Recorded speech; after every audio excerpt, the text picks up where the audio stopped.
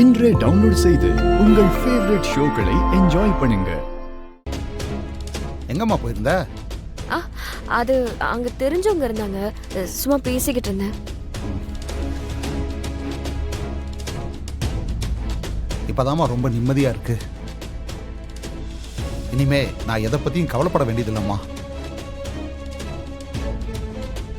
நீங்க 2 பேரும் பேசிட்டு இருங்க, நான் பாத்ரூம் வரைக்கும் போயிட்டு வந்துடுறேன்.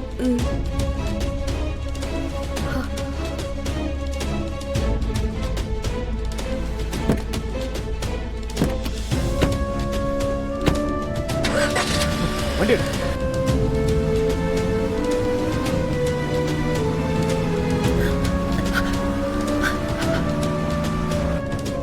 என்னால நம்பவே முடியல. ஏதோ அதிசயம் நடந்த மாதிரி இருந்துச்சு. எப்படி இந்த விஷயத்த உன்னால பண்ண முடிஞ்சது? இதுல என்ன இருக்குக்கா, சின்ன வயசுல இருந்தே டாக்டர் நமக்கு தெரிஞ்சவங்க தானே, அதனால அவங்க கிட்ட பேசி இந்த விஷயத்த சரி பண்ணிட்டேன். அக்கா நீ ஒன்னும் கவலைப்படாத. இல்ல இந்து, எனக்கு பயமா இருக்கு. டாக்டர் சொன்னாங்கல்ல, எப்படி இருந்தாலும் இன்னும் 15 நாள்ல தெரிஞ்சு போயிரும்னு. அதை எப்படி சமாளிக்கிறது?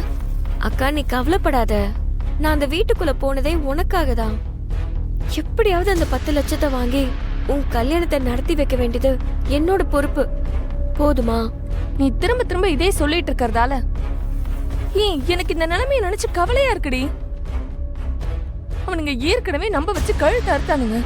மறுபடியும் வாக்கு கொடுத்து ஏமாத்த மாட்டாங்கன்னு என்னடி நிச்சயம்? சரியான ரவுடிங்க.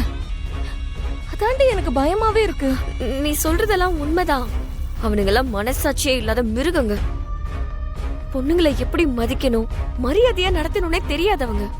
என்னையும் ரொம்ப மோசமா தான் நடத்துறாங்க. ஆனா அவங்க எவ்வளவுதான் கிரிமினலா யோசிச்சாலும் என்ன அவனுங்களால ஒண்ணும் ஏமாத்த முடியாது. கண்டிப்பா நான் அவனுங்க கிட்ட இருந்து 10 லட்ச ரூபா வாங்கி உன் கல்யாணத்தை நடத்தியே தீருவேன். நீ என்ன நம்புக்கா. ஆமா, இதுக்கு ஒன்னும் குறைச்சல் இல்ல. ஏன் வயித்துல புள்ள இருக்கு, என்ன அவசரம்னு உனக்கு எப்படி புரியும்? நான் தான் போனை எடுக்க மாட்டேன்னு தெரியுதுல, எதுக்கு விடாம போன் பண்ணிக்கிட்டே இருக்க? இந்த பாருந்தோ, நீ எங்க இருக்க, என்ன பண்ணிட்டு இருக்க, எல்லாமே எனக்கு நல்லா தெரியும். நீங்க அக்கா கூட ஹாஸ்பிட்டல்ல தானே இருக்க?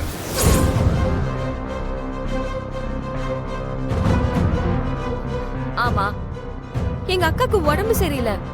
என்னால எப்படி அப்படியே இருக்க முடியும்? அதனால அக்காவை பாக்குறதுக்காக நான் இங்க வந்திருக்கேன். இப்ப என்ன பண்ண சொல்ற? ஏற்கனவே நீங்க அனுபவிக்கிற பிரச்சனை எல்லாம் பத்தாதா? பாரு, இப்ப நீ ஹாஸ்பிட்டல் போயிருக்கிறது தெரிஞ்சா பெரிய பிரச்சனை ஆயிடும். எங்க இருக்கேன்னு சொல்லு, நான் வந்து உன்னை கூட்டிட்டு போறேன். நான் யாருக்கும் எதுக்கும் பயப்பட மாட்டேன், புரியுதா? உன் மேல இருக்கிற அக்கறைக்காக நான் எதுவும் பேசல. பெரிய ஐயா சொன்னதுனாலதான் நான் இப்ப உனக்கு கால் பண்ணிருக்கேன். எங்க இருக்கேன்னு சொல்லு, நான் வந்து உன்னை கூட்டிட்டு போறேன். சரி ஓகே, நான் வரேன். போதுமா? நான் கேண்டீன்ல தான் இருக்கேன், வந்துடுறேன். கொஞ்சம் வெயிட் பண்ணு. என்னாச்சு? ஏன் ஒரு மாதிரியா இருக்க? ஒன்னும் இல்லக்கா, நான் வீட்டுல யார்கிட்டயும் சொல்லாம வந்துட்டேன், அதான். ஏய் அக்கா, நீ ஒன்னும் பயப்படாத. என்னை கூட்டிட்டு போறதுக்காக அந்த கருணா வந்துட்டு இருக்கான். நான் இப்ப அவன் கூட போகலன்னா பெரிய பிரச்சனை ஆயிடும். இதோ ஏய் ஆஸ்கல்,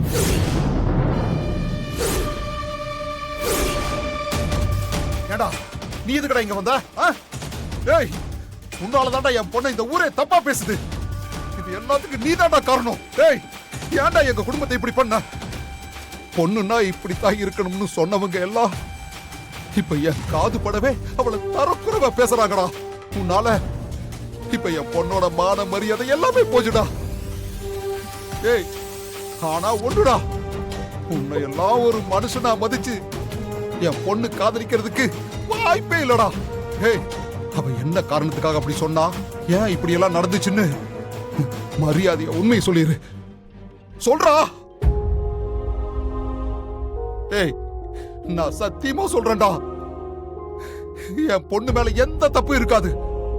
ஏய் சொல்றா, சொல்லு. என் பொண்ணை என்ன சொல்லிடா இப்படி பண்ண? நம்ம யோசிக்காம பண்ண ஒரு காரியம் அந்த இந்துவோட குடும்பத்தையும் இந்த நிலைமைக்கு ஆக்கிடுச்சு. சொல்றா, என்ன சொல்லி இப்படி பண்ண? சார், ஒரு நிமிஷம், கோவப்படாதீங்க. முதல்ல என் சட்டையில இருந்து கையெடுங்க.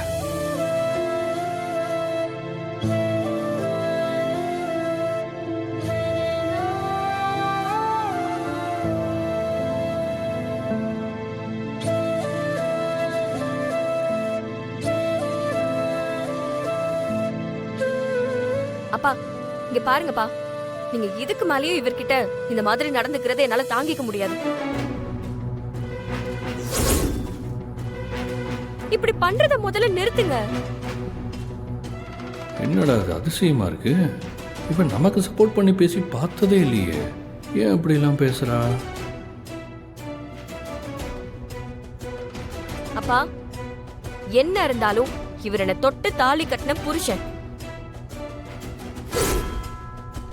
இவரை நீங்க சட்டையை புடிச்சு பேசுறது ரொம்ப தப்பு. என் கூட பிறந்த அக்காவுக்கு உடம்பு சரியில்லைன்னு கேள்விப்பட்டதும் தாங்கிக்க முடியாம நான் ஓடி வந்துட்டேன். எனக்காக தான் அவர் என் கூட வந்திருக்காரு. நீங்க இவரை போய் சட்டையை புடிச்சா என்ன அர்த்தம்? இத்தனை வருஷமா குழந்தை இல்லையா குழந்தை இல்லையா குறை இருக்காரு எல்லாரும் என்னதுன்னு கேட்டாங்க. ஏய் வண்டி நிறுத்து.